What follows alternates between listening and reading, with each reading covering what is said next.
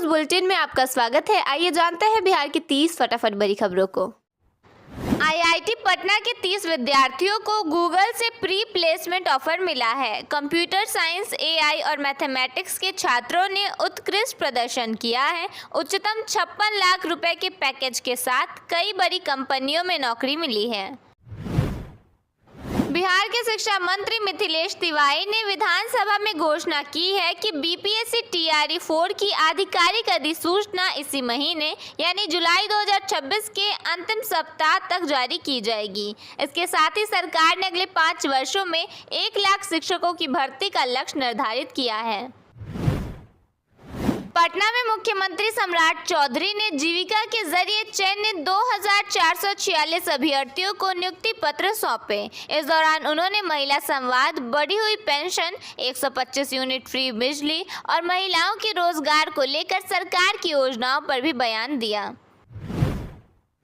मुख्यमंत्री सम्राट चौधरी ने विधान परिषद में घोषणा की कि गोपालगंज, सकरी और रैयाम की 3 बंद चीनी मिलें जल्द शुरू की जाएंगी, जिसके लिए केंद्र सरकार के साथ एमओयू होगा।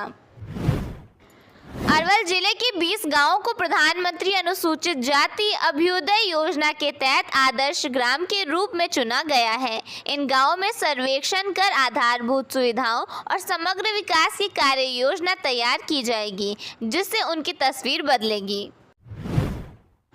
बक्सर में वर्षा की कमी से धान की रोपनी प्रभावित हुई है, जिसके चलते कृषि वैज्ञानिकों ने किसानों को कम पानी में बेहतर उपज के लिए टपक और फव्वारा विधि अपनाने की सलाह दी है।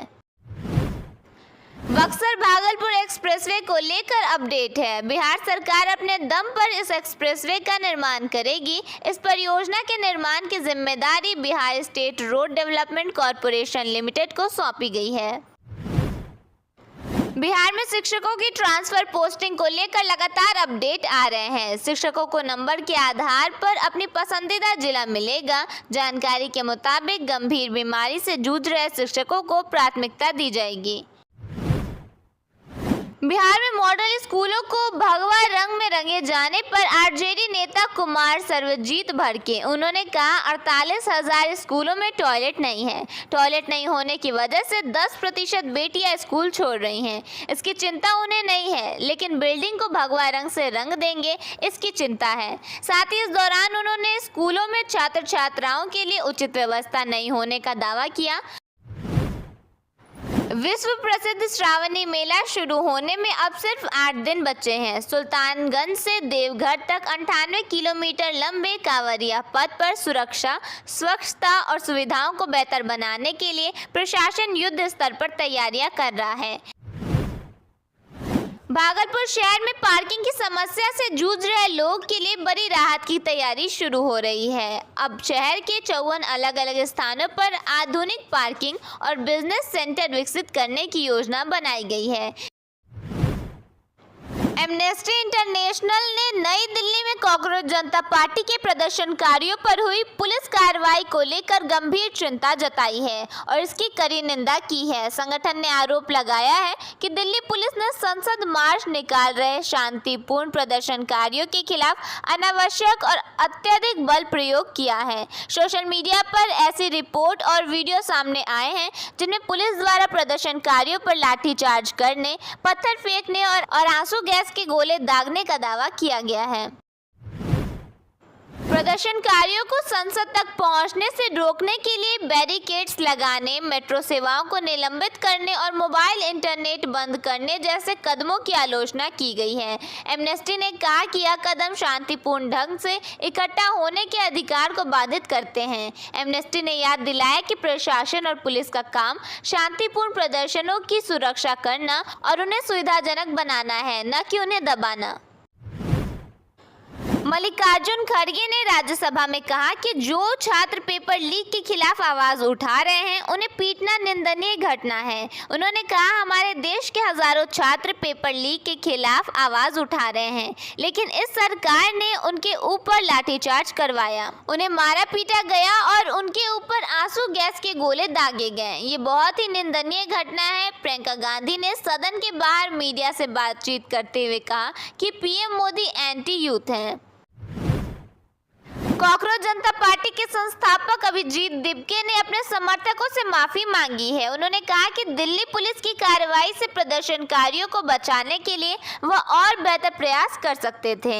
मैं अपने सभी समर्थकों, खासकर उन लड़कियों से माफी मांगता हूं जिन्हें पुरुष पुलिस अधिकारियों ने बेरहमी से पीटा। हम इससे बेहतर कर सकते थे।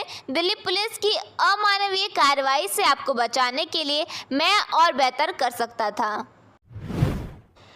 उन्होंने आगे लिखा, एक धर्मेंद्र प्रधान को बचाने के लिए जो 20 से ज्यादा छात्रों की मौत के जिम्मेदार हैं, सरकार कई और युवा छात्रों का खून बहाने के लिए तैयार थी। अगर आप घायल हुए हैं और इसे देख रहे हैं तो मुझे डीएम करें। मैं आपसे व्यक्तिगत रूप से बातचीत करना चाहता हूं और माफी मांगना चाहता हूं।